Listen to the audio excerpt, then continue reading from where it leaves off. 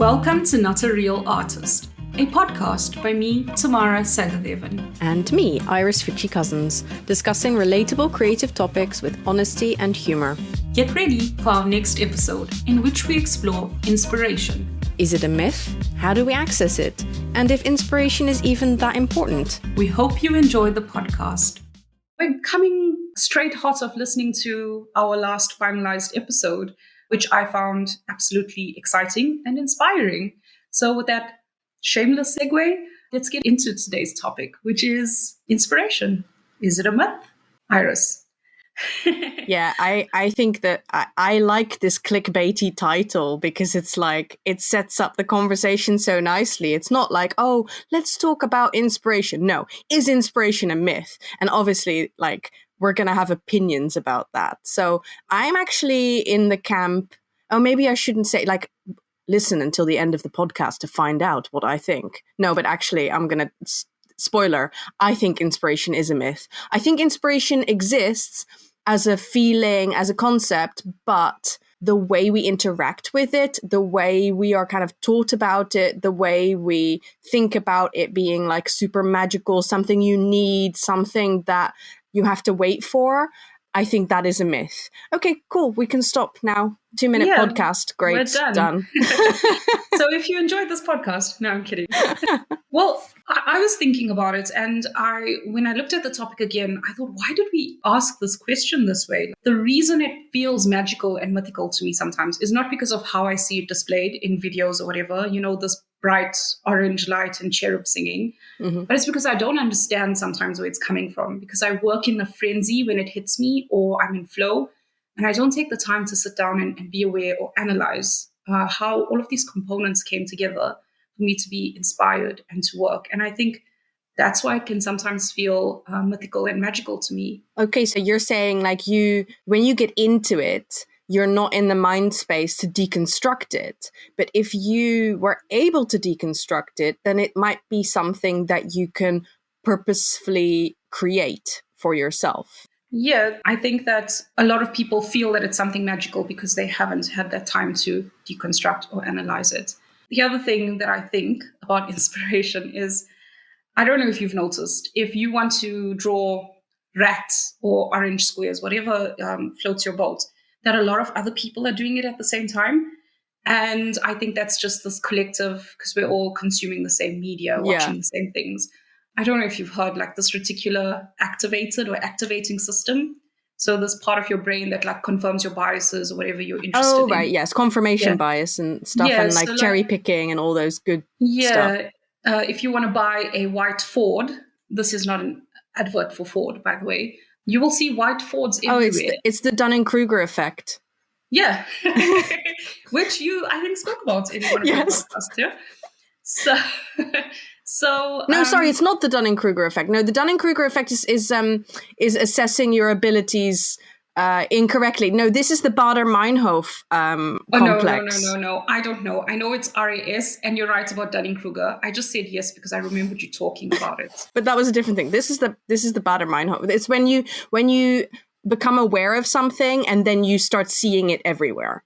Yeah, we did say it's honest, and as you've seen, I'm extremely honest. I just agreed with something and I didn't remember it. I can say anything, and you'll just be like, "Yes, Iris, I agree with you, Iris."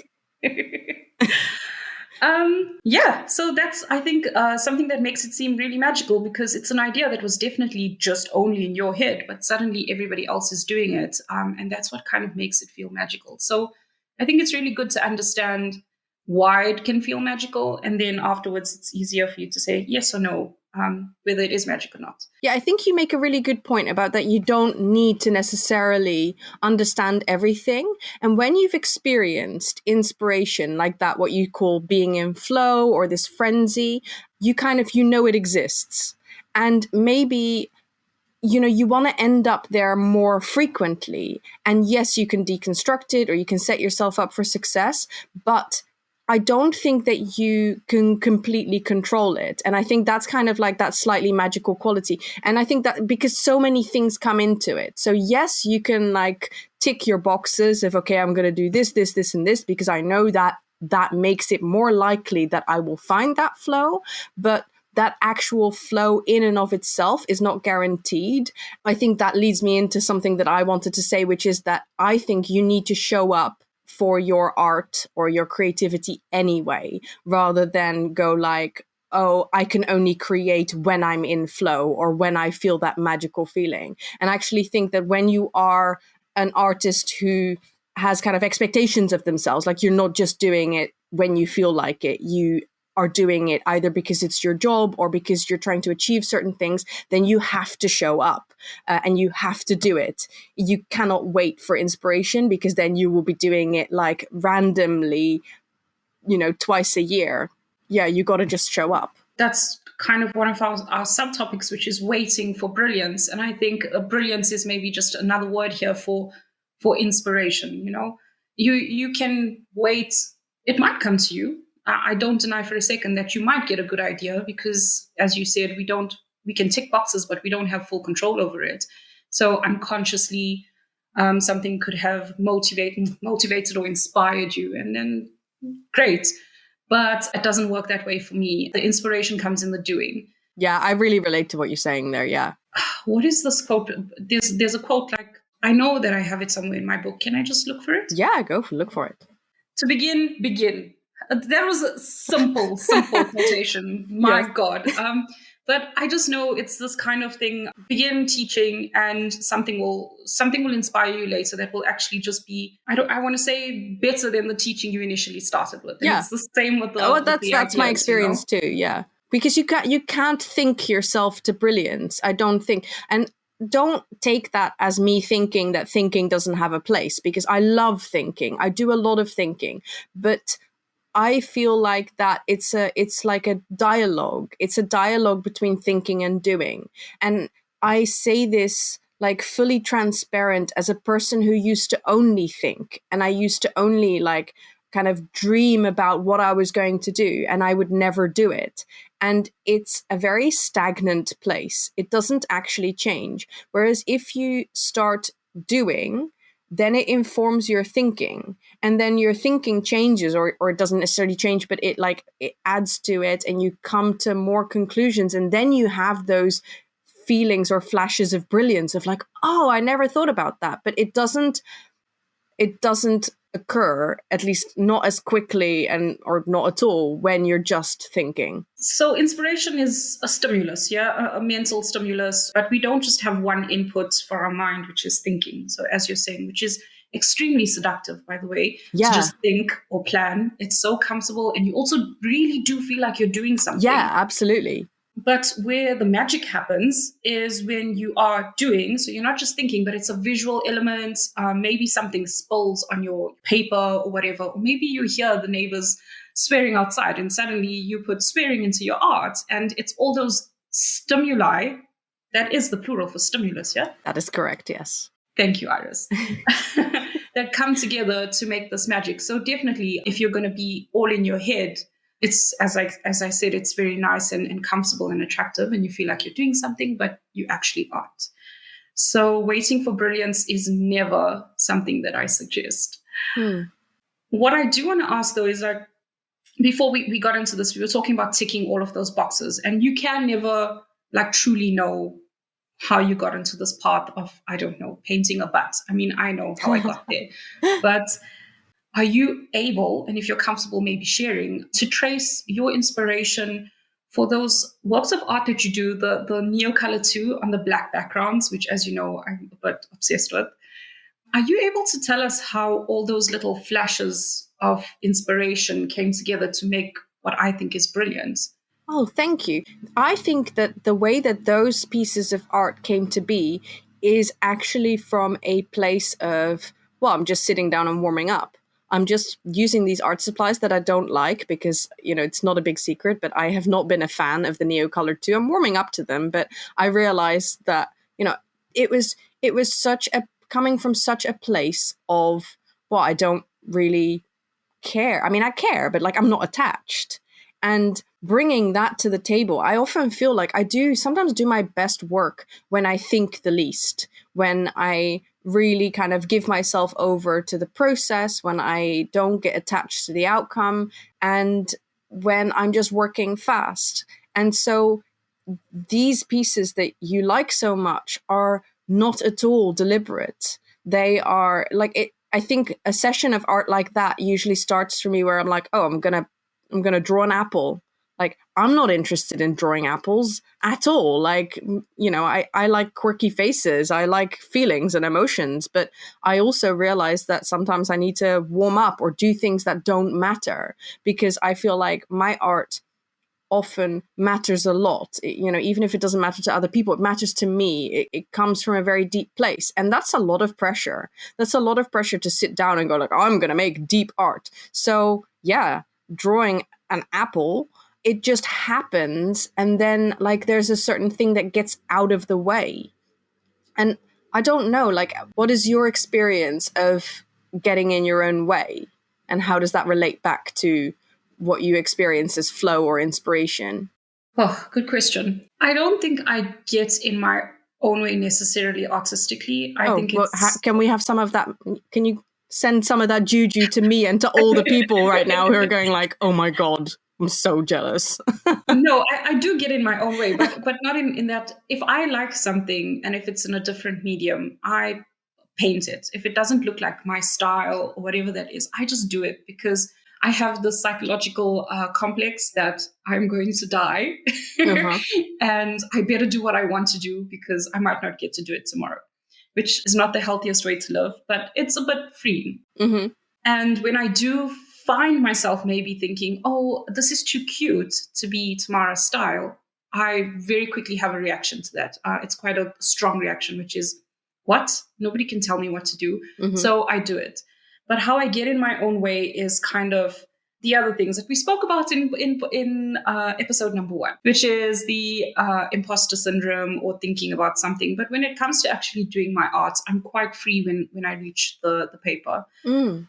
I found it interesting what you were saying about, like, you painted an apple and then it led on to other things. And obviously the trick is not to feel inspired, go and paint an apple. Mm. It was just getting it out onto the canvas and also trying to remove that thinking and overthinking portion. Am I correct? Yeah, exactly. It's basically like, I like Kaylee Gray from Get Messy. She says often more than 0 is enough. And I love that because it basically means all I have to do is show up, pick something up like a crayon or a pencil and make a mark, and that is enough. And the distance between not doing something and making that one mark, that distance is much, much bigger than between the first mark and a painting or an art journal page or anything else. Like it's just that first step that is the most massive. And so that's why I love that feeling of like more than 0 is enough, because it just leads me in, and then I can go from an apple to, these colorful faces on the black paper that, seem to have struck a chord in some people. Yeah, I just... I'm so shameless, but Kaylee Gray is South African. I just want everybody to know. I know. Kaylee Gray is South African. And did you know that Tamara is South African? I don't know if she's told you this. Why don't we talk about slumps or getting stuck? Because I feel like right now we've been talking about inspiration as that wonderful feeling that we sometimes feel. We've been talking about showing up. And then when you show up, sometimes inspiration shows up. But I think what we haven't touched on yet is, what do you do when stuff is completely absent? Like when you're just like, I just want to watch Netflix, or I don't have any ideas, that kind of stuff. You're touching on some raw places in my life right now, man. So I have recently, I kind of feel even scared to say that I'm out of it.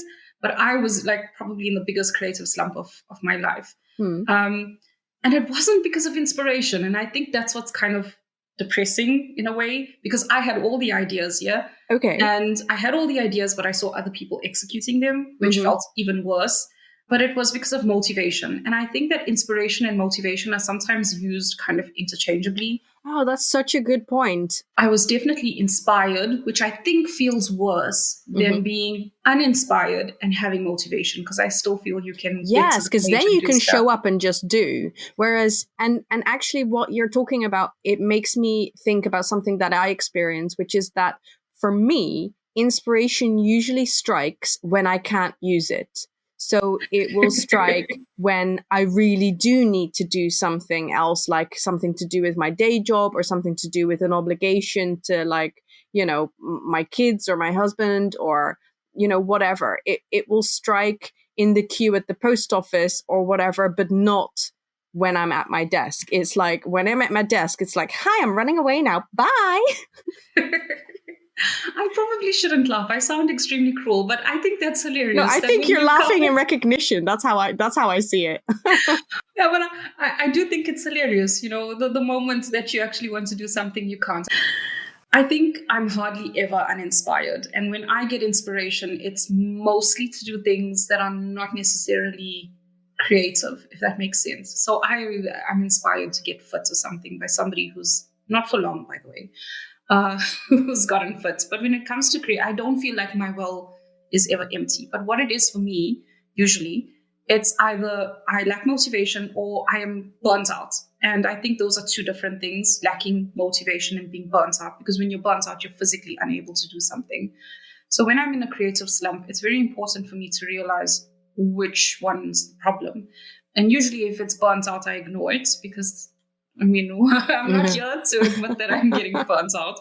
I'm a little bit hard-headed. So I keep on like ramming at this thing. And I have a list of actions that I perform. I write down every single creative thing that I want to do that I can think of in the moment.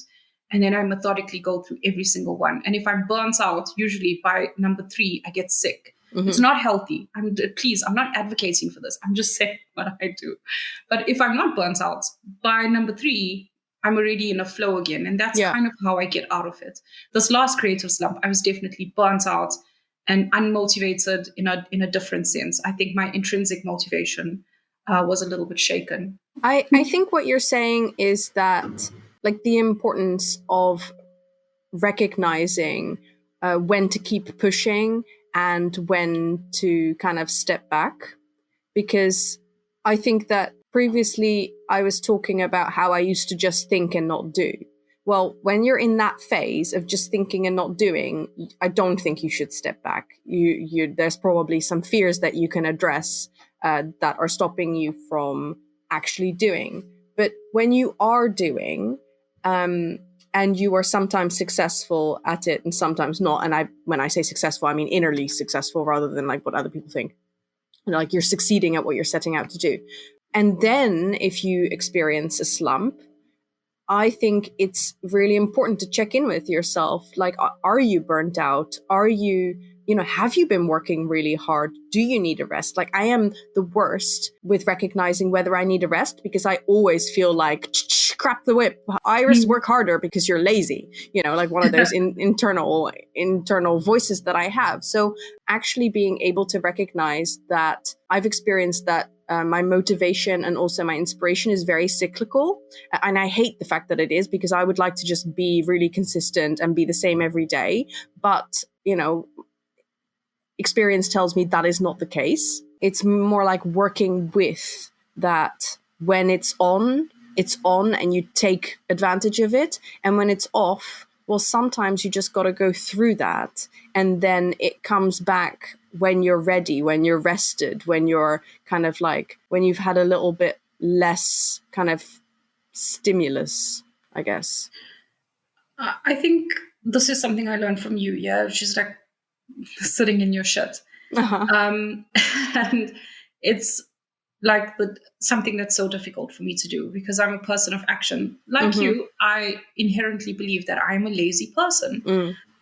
So it's very difficult sometimes to just sit and not take action. Just like it's difficult to listen. And like to it's so emotionally uncomfortable to do that. So maybe my question to you should be is, I know you might be reluctant, but do you have any advice for somebody who doesn't know how to sit in their shit? I don't have advice. I don't give advice. I know. This is why I'm not commercially successful, because I purposefully do not want to tell people what to do because it doesn't work for me. It doesn't work for me to be told what to do. But no, I can share your insights, my experience. Yeah. Sitting in your shit. I mean, I'm not even any good at it. Like, it's funny that you're asking me this question. Like, Iris, you are the authority on sitting in your shit. Tell us tell us all how you do it. I'm like, I don't do it. I'm like the worst kind of procrastinator, running away or Netflix watcher. But I think that when I sum this up and I'm like kind of being self-deprecating, I think that what I recognize though is that even though I do all of those things, I also do a little bit of sitting in my shit. Okay. And if you can do it a little bit, then that's enough. And some days you can do it a lot. And obviously I have therapy. I'm very open about that. My therapist helps me a lot. I don't know how capable I would be at doing this if I didn't have a therapist, if I didn't have like an emotionally literate husband, if I didn't have like very supportive and emotionally literate friends. It would be a lot harder, I think. Yeah, so a little bit is fine. And I feel like art is such a great vehicle for that. And again, it doesn't have to be sitting down and going, I'm going to do really serious art. I'm going to like sit with my stinky feelings that I don't like. It doesn't have to be like that. One of my favorite things, and one of the ways in which art has really helped me with my feelings is that rather than kind of sitting and facing them, which to me would make my feelings run away like really quickly, is sitting and just making art and like just doing intuitive art. And obviously that requires a little bit of practice, but when you're doing it and when you're allowing yourself to do it, a lot of things can come out without you having to stare it directly in the face. It's like you just make the art and then afterwards the art can tell you what it was that you were feeling and experiencing. And then obviously you have to be, a little bit brave in being willing to look at it. But I actually love that process because it's really worked for me in kind of getting closer to my feelings without being somehow expected to purposefully go and sit in the shit. But so tell me about, because your art is it looks very Shit. No. Shush. No, I think what I like about your art is that it looks very deliberate in looking and expressing certain things. I feel like with my art's very random. It's like it might express deep things, but it expresses them completely like by chance and randomly, and through a very long process of like, being free and intuitive. But I feel like when I look at your art, I get the feeling that you are often very deliberately painting specific experiences. And yeah, so tell me a bit about that. Yeah, I think one thing I want to say is like when you speak about your artistic process, I feel like it's a very humble, you sound very humble, and obviously I'm attracted to humble people. Hi Iris, I find you attractive. And I feel a little bit arrogant about saying this now after I've listened to you talk about your experience, but I kind of feel like when I go and I sit at the paper, I know what I want to paint. And don't get me wrong, it doesn't always end up like that. I go in thinking, this person trash talked me when I was 7 years old. Mm-hmm. It's time to deal with them. And then it actually turns out to be somebody else that said, or me that said something to somebody else. So I think I feel challenged by my feelings. I feel that when I notice them, I have this drive to confront them. I have to. So if something is making me feel icky, I don't feel afraid of it necessarily, or I don't feel uncomfortable about it. I want to find out who you are. Mm-hmm. And the reason why I want to do that is because I have spent so much of my life burying shit. Just go away, stay away. It now feels maybe that I'm curious about them, and I actually, even if they're absolutely horrible and ugly and hurtful, they're still in here, and I want to get to know the parts of myself. Mm-hmm. And that's why I think it kind of comes out, because I have an idea already of who they are. And then this sounds so show wow, but I have an idea of who they are, and then they manifest themselves in that way in my art. And usually I think my things are quite they look quite evil or they look quite grumpy. And I think that's because those are the two things that I suppress the most in my life. That's why I think it comes out so, what's the word? It's so clear, with so much of clarity. You can see these things. Yeah, it's like you know very clearly what it is that you want to explore and want to deal with. You use the word humble to describe when I was talking about my art. I don't necessarily think it's being humble. It's more about having become comfortable at saying, I don't know. Yeah. And I think that we don't hear people very often honestly saying, I don't know, especially when asked a direct question, especially when asked to give advice and stuff like that. So I don't actually think it's being humble. It's just being comfortable with not having the answer. And I think that that is the thing that I can take to my art and allow it to come out, and then answers or more questions present themselves. But I think that you're talking about a different approach that has a similar result, because although you have something much more clear in mind that you want to work on, you then allow it to be or become or tell you what it needs to be or become or tell you, and you learn from it, and you're still curious to see what happens, rather than that you say like, okay, no, my idea is fixed and it's just going to be fixed until the end of the painting and then that's it. Yeah, well, that's a rather boring way to paint, hey? It is, I agree. Idea. Yeah. And also, I don't think it challenges you. I don't think you learn. I love pleasure. I'm definitely in the pursuit of pleasure in my life. And this creative flow that I always talk about is one of the most pleasurable states to exist in. Trust me, children. And don't do the drugs. Just experience creative flow. I think also if you go in with a fixed idea, you might satisfy your logical brain or the brain that makes like a goal and you hit it, but you're not going to satisfy this other part that actually wants it to be whatever it wants it to be. And I think I've experienced that too. I came from a very kind of like results focused approach when I first started painting, because I was like, I took some classes and then I was like, oh, I can do this, and I can make things look nice. How amazing. I thought that was the holy grail. I always thought that if you could paint and be satisfied with the result, then that would be the reason for doing it. And then I realized I wasn't satisfied at all, and it wasn't sustainable. It didn't make me want to come back to my art desk, and it was something else that I needed to keep coming back. And maybe that's also sometimes the difficulty with inspiration, to just bring it back to inspiration, that I think for me, inspiration often has to do with some kind of result rather than the showing up for the process. Because I don't know. Do you have any thoughts about that?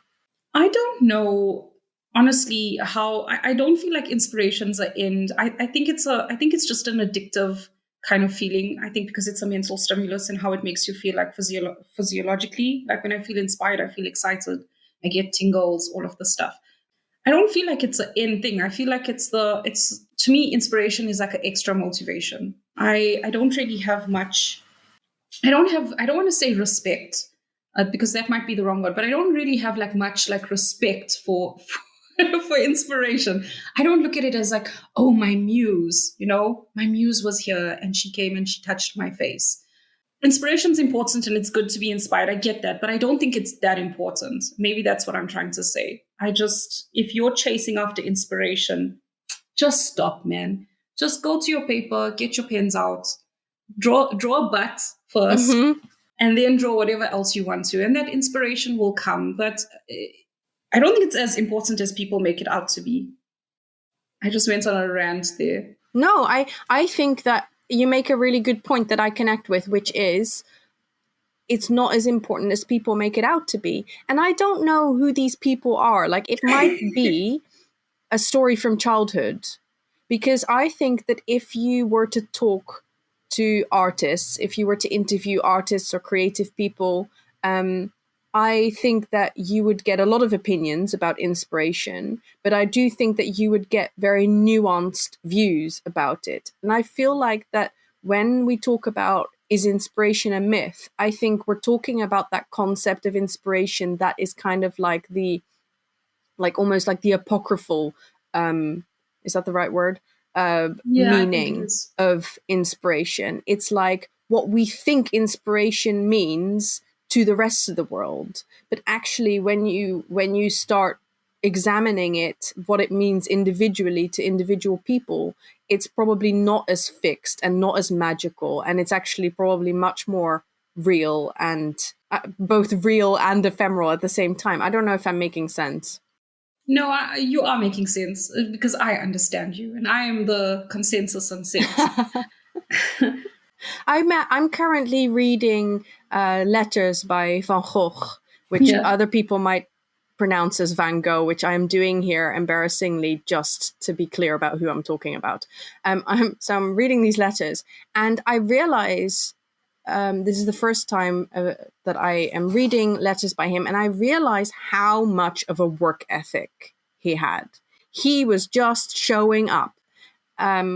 He is very excited, he's very inspired, but he's not, he's just doing the work. And I'm like, I get very excited about that, specifically reading firsthand from someone so famous, obviously not in his lifetime, but to us now, like my kids would be able to list several of his paintings and know what they look like. He's hugely famous and also hugely original.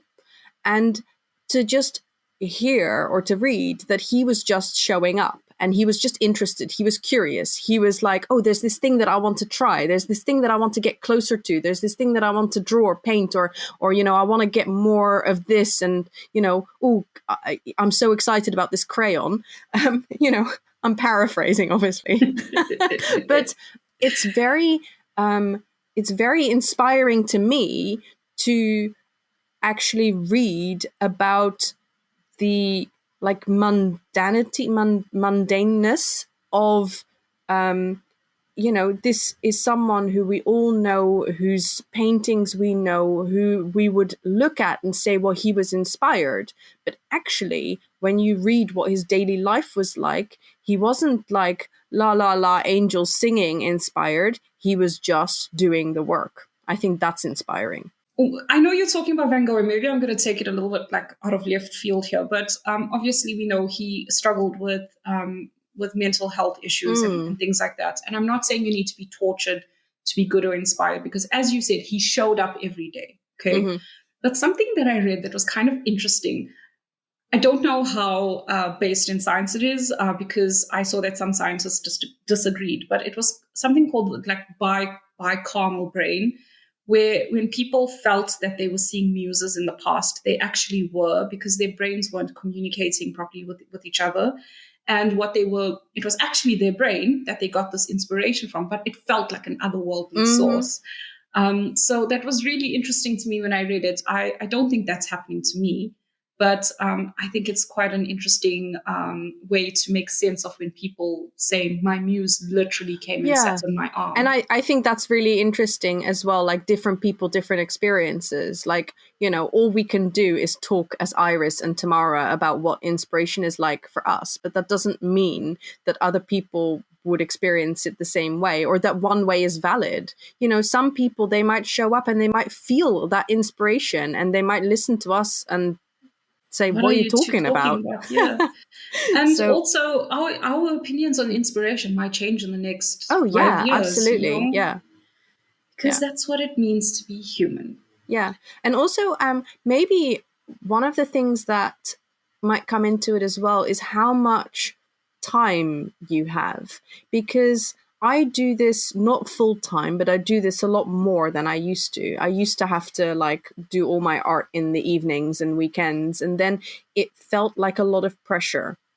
Like, okay, inspiration has to show up when I have time, and it can't show up during the working week because I will be busy and I'll be too exhausted and stuff like that. And it felt very kind of unfair to not have time to execute something when you do feel inspired, just because of kind of external circumstances.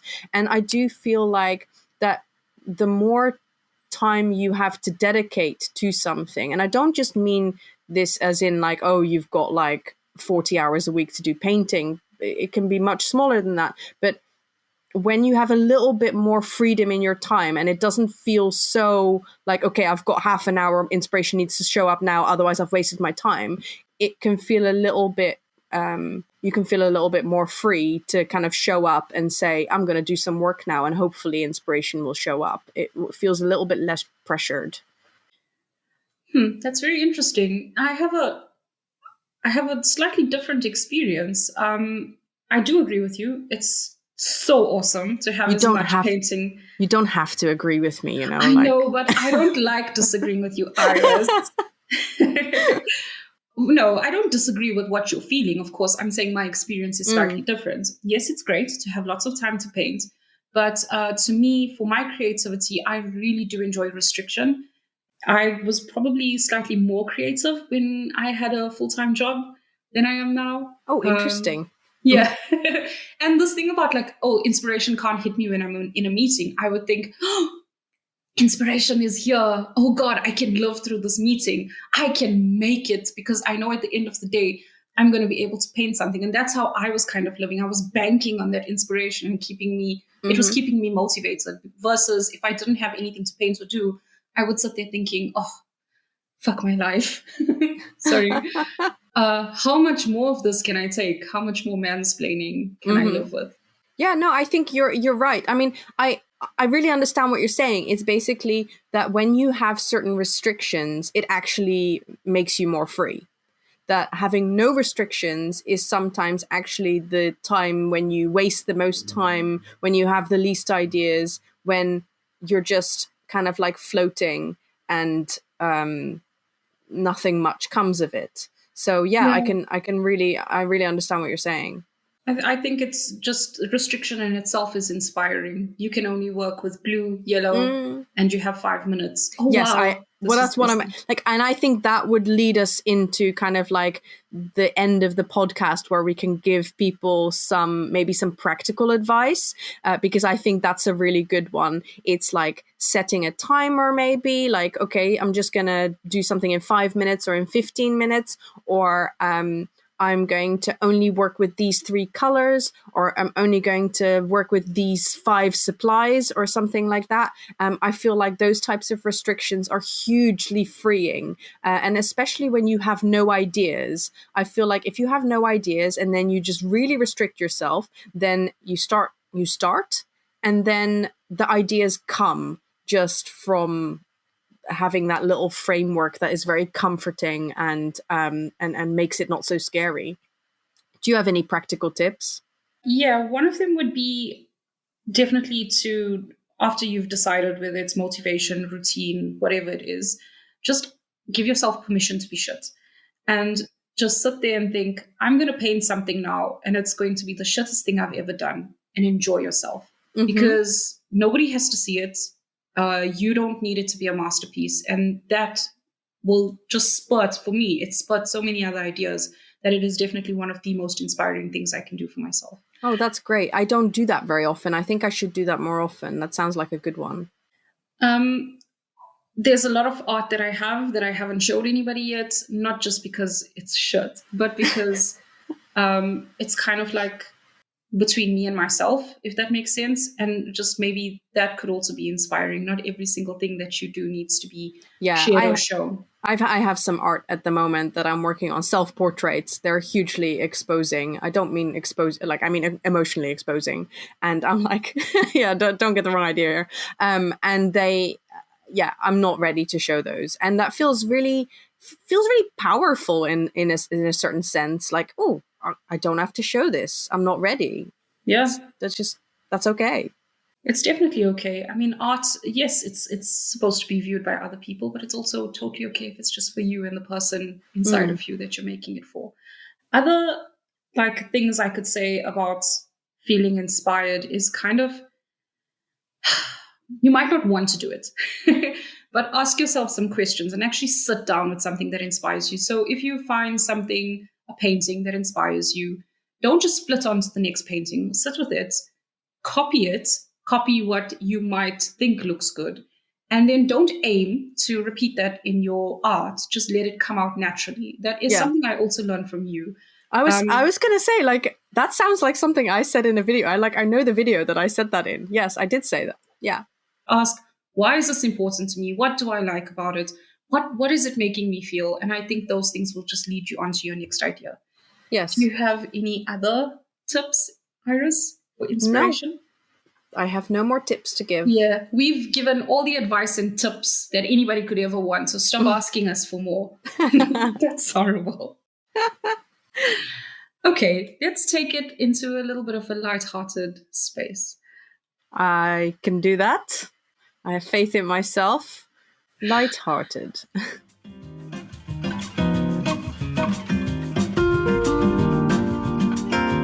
Well, I want to tell you something. I don't know how light-hearted it is, but I've been printing stickers this week and I have been looking for sticker paper. I finally found them and I was using them and I was like, oh God, this doesn't meet my expectations. So I went back in a frenzy to Amazon and I found the perfect sticker paper and it looked great. And then I said, okay, let me read the reviews. And I was reading the review and there was this review that was really well put out and just really saying that the sticker paper was shit. And I was like, oh, this is interesting. This person's put pictures and I went and I checked Was it my review? It was your review. And I was like, that's hilarious. And I was like, wow, check here. Iris reviewed something. Did you try it? Did you try that sticker paper? I didn't. Because the thing is, I had really high hopes for. I know Catnip, who does like lots. She has like a big shop. She's a UK vlogger and illustrator, and she uses that paper, and like it works really well for her. But when I bought it, I feel like I got like a fake version or something. I don't know.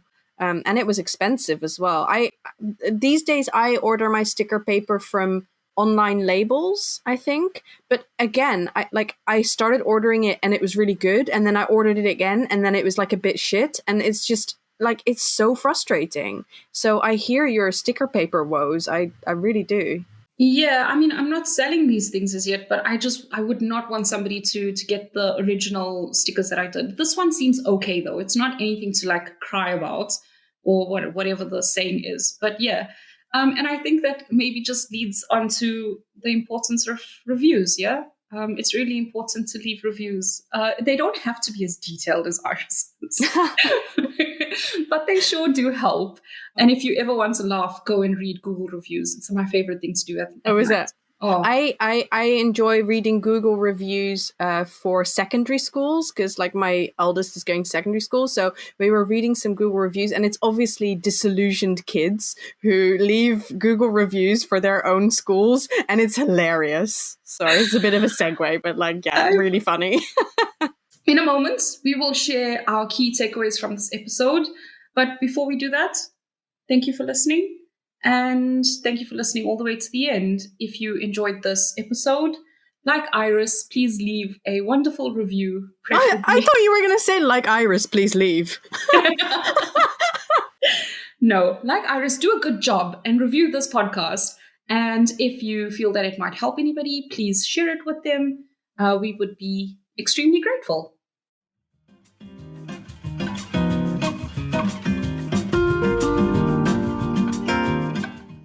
The key takeaways for this episode are: show up for your art and creativity versus waiting for inspiration. Inspiration comes in the doing. As Kaylee Gray from Get Messy says, more than zero is enough. Feeling like you need to get a little bit of inspiration? Try restriction with your time and your supplies. Give yourself permission to let go of the end result. Copy what inspires you and let it appear naturally in your art. Ask questions about what inspires you. And remember, just sitting a little bit in your shit is enough. Thank you so much for listening to the second episode of Not a Real Artist. Of course, we hope you enjoyed it. And we hope to see you again when Iris and I discuss succeeding at art. Goodbye.